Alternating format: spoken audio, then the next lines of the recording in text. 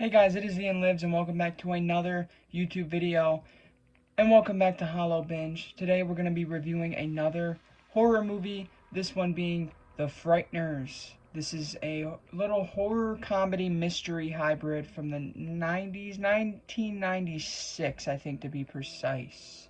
It stars Michael J. Fox and it's been on my radar for a long time because it stars Michael J. Fox. I'm a huge fan of him, as most people are. So, yeah, I've been super intrigued to check it out. It also was directed by Peter Jackson. Admittedly, I have not seen the Lord of the Rings trilogy or the Hobbit trilogy. I mean, let's be honest, the only thing I've seen from Peter Jackson is Dead Alive. And I absolutely love Dead Alive. It's one of my favorite zombie movies. The basic plot is you follow Michael J. Fox's character, and he's like this con man scammer who uses ghosts to go to people's houses to haunt these people, and then these people call Michael J. Fox and they pay him money to exterminate the ghosts. He's this little con man guy, and pretty much very quickly he realizes that people are turning up dead over what some people are speculating to be spiritual things, but he has nothing to do with it. So the whole movie's a mystery, like what the hell is going on, and you follow him and this love interest, and you go, and yeah, that's the plot. Moving on to my pros. Number one, favorite thing about this movie, I loved the cast. Dude, there's some amazing actors in here. Michael J. Fox. Jeffrey frickin' Combs is in here. And he is super weird and odd in this movie, but it works for me. I love Jeffrey Combs. And then Dee Wallace is in here. R. Lee Ermey, which I love him. He's got a smaller role, but still really fun. But yeah, I mean, this cast is just, it's amazing.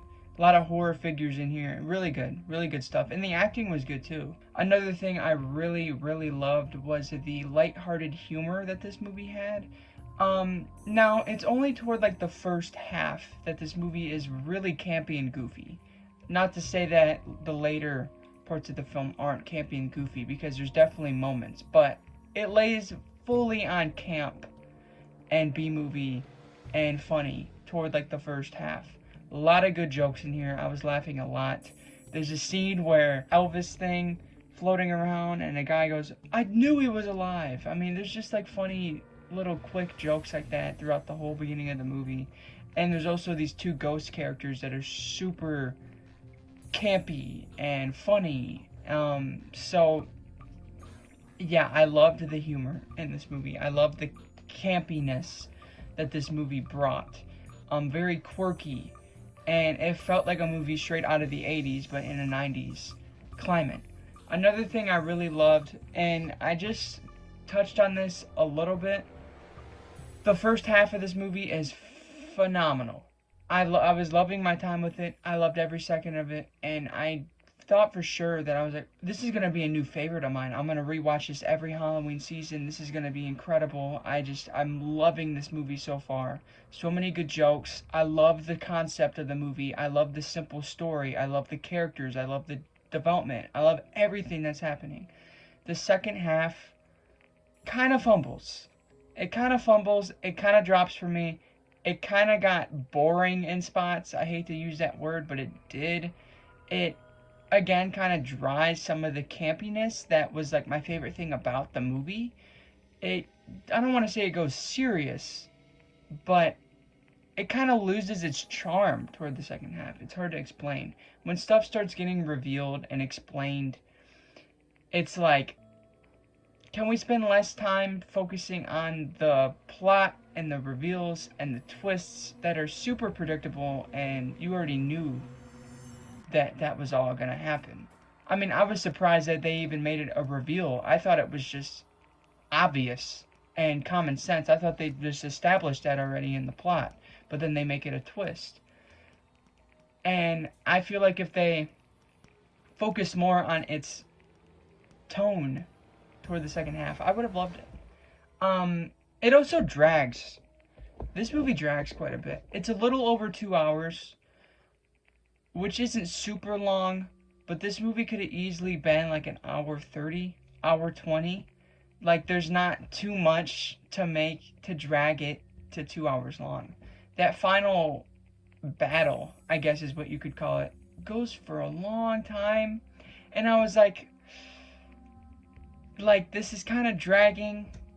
I don't know. And then that ending part really dragged where they go in weird routes. They kind of get campy again when they bring the ghost characters back. I mean, it's very mixed for me. This movie's very mixed. You also get Gary Busey's son in here. Jake Busey, I think is his name. He does pretty good in here. He plays like the serial killer character, and he's very creepy. He has that classic smile, but he kind of felt unnecessary. Like, I wish this movie just, like, I don't know. If you guys have seen the movie, then you know what I'm talking about. This movie in the first half focuses on a certain creature, entity, that's super mysterious, and he's killing people in very mysterious ways. You're connecting the dots with Michael J. Fox. It's a lot of fun. You also get the campy characters alongside of him, and just his overall personality and character development was just a lot of fun. Once stuff starts getting revealed, it's like you lost your charm. But I did really like Jeffrey Combs in the second act. He gets really, really wild and odd, and he brought a crazy performance. It's weird. He's very over the top, but he kind of is one of the main redeeming factors of the second act that made me want to stick to watching the movie. I mean, I would have finished it anyway. I'm just saying, like, I kept laying my eyes onto Jeffrey Combs and the goofy, campy ghosts like Arlie Ermy and the other two ones that are alongside Michael J. Fox more than the actual antagonist of the movie. Or is it protagonist? Whatever the bad guy is. I'm slow. I think it's antagonist. I'm not interested enough in the bad guy of the movie. I'm more interested in the stupid crap, because that's like where the heart of the movie was. Overall, this movie's fun. Okay? You're gonna have a really fun time. You're gonna get enjoyment out of this. It definitely has 90s flavors. It definitely has 80s flavors. It's campy. It's B-movie-esque. It, again, feels very 80s horror-ish. You're gonna get great performances and great faces, great actors, and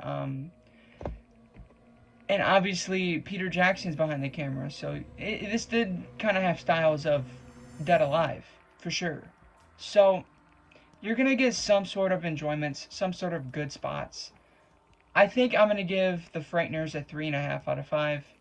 I wanted to give it a perfect score. I wanted this to be a yearly watch for me. I wanted this to be a new favorite movie that I would praise and recommend and say that it's not talked about enough and all that. I just wish this movie was more consistent. So I think 3.5 is a good score to give it. Let me know if you guys have seen The Frighteners and what you think about it down below. Thanks for checking out another episode of Hollow Binge. If you guys are not subscribed, please subscribe and turn on the bell. Follow my Instagram at IanLives_ and follow my Letterboxd at wehateian. I absolutely love you guys, and I will see you guys next time. Peace.